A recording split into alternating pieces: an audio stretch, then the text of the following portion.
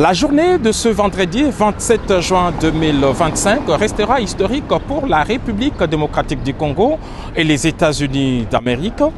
Depuis son bureau ovale de la Maison-Blanche, le président américain Donald Trump suit de très près la signature de cet important accord historique au département d'État entre le ministre des Affaires étrangères de la République démocratique du Congo et celui du Rwanda. Aussitôt après cette signature au département d'État, le président Donald Trump va recevoir dans son bureau ovale à 15h local, soit 20h heure de Kinshasa, les deux ministres des Affaires étrangères principaux signataires de cet accord.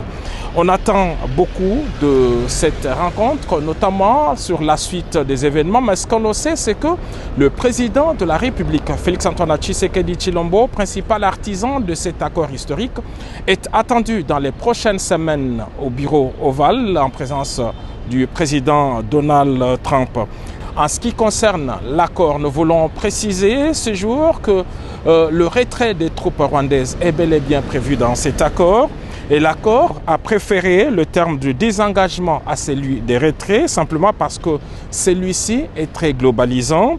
Le désengagement est en effet un terme militaire qui comprend l'arrêt des combats, les retraits des hommes et du matériel et tout dispositif de défense. En effet, les opérations militaires débutent toujours par une opération appelée engagement des forces. Il s'agit en fait du déploiement des hommes, du matériel sur le théâtre des opérations. C'est pourquoi on a parlé en République démocratique du Congo du désengagement des troupes de la MONUSCO à Bukavu.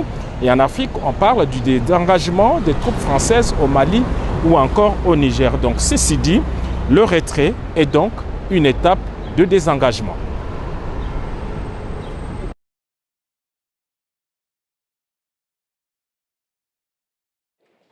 La signature de l'accord de paix entre la République démocratique du Congo et le Rwanda a eu lieu dans les bureaux du secrétaire d'État américain Marco Rubio au 7e étage du bâtiment du département d'État.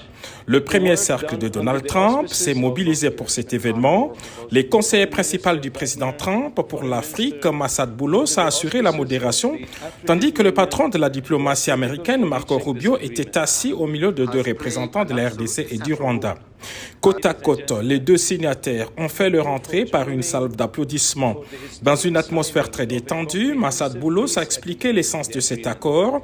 Pour les États-Unis d'Amérique, il est temps de rétablir la paix en République démocratique du Congo. Chacun des deux ministres s'est brièvement exprimé. Premier à prendre la parole, le ministre rwandais a remercié le président Trump et rappelé toutes les péripéties ayant conduit à cette étape. Son pays attend beaucoup de cet accord de paix, a-t-il dit. Pour sa part, Mme Thérèse Kayikwamba a remercié le président Trump et le président Félix Tshisekedi pour l'aboutissement heureux de cette signature. Nous voulons une paix durable et réelle pour les populations de l'Est, a-t-elle insisté. Elle a salué le leadership du président Tshisekedi et l'accompagnement de l'Union africaine et du Qatar. Le secrétaire d'État américain, lui, a déclaré que le président Trump est un homme de paix. Il tient beaucoup au retour de la paix dans la région des Grands Lacs et particulièrement entre la RDC et le Rwanda. Il veut poursuivre cette entreprise de pacification partout à travers le monde où il n'y a pas de paix. En présence de plusieurs personnalités américaines, des chefs de diplomatie du Qatar et du Togo, les deux ministres congolais et rwandais ont signé l'accord et ont partagé pour la première fois une poignée de main. Chaque pays était accompagné des 4 officiels.